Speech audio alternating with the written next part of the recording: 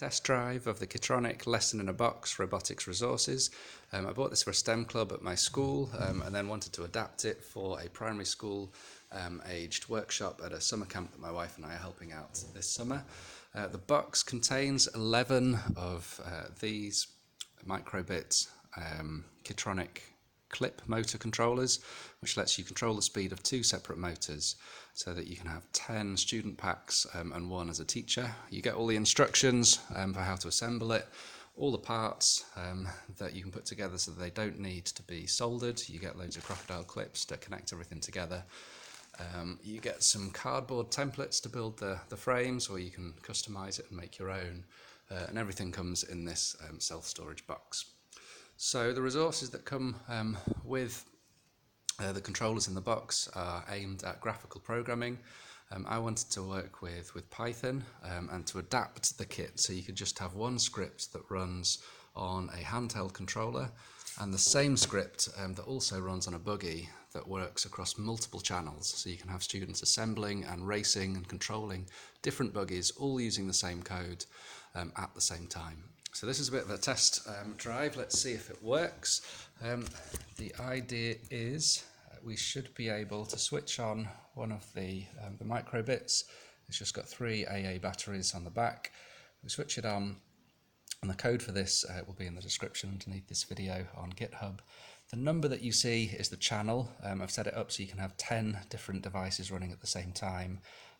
B will choose the channel. Let's just stick with channel 1 for now, and button A will select that channel. So you notice now, whichever button you press, it turns on one of the LEDs at the top. So if a motor was connected, it would then drive that motor, but it's also sending a radio signal to any other receiver on channel 1. So if we get one of the robots and switch it on, we get the same code running. So we choose our channel, we just want channel 1. And then hopefully, it looks like the right-hand motor is spinning, but the left-hand motor isn't. Just need to check that we've got a proper connection on here. What's going on? Yeah, here we go. So left and right is working. You've got manual control on the little robot, but hopefully you should also be able to control it wirelessly by sending radio signals.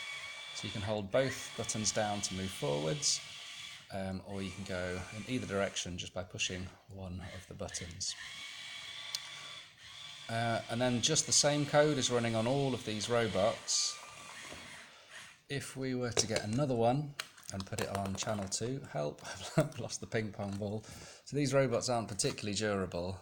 You get the self-assembly, which is nice, but you lose durability with that, which isn't quite so nice. So channel 2. If we've got the controller on channel 1, we've still got the robot moving around behind us. But if we turn it off and turn it back on again and go for channel 2 this time, then hopefully, I haven't chosen the channel, select that one. Then this robot should move instead.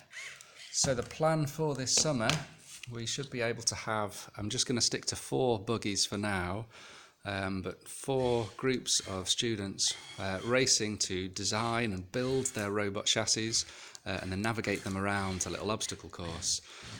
So if you can think of a useful way to extend this code, maybe add more channels to it, maybe add security protocols so that other groups can't hack into the channel to control each other's robots, anything like that, have a look at the code, leave a comment and enjoy. Thank you.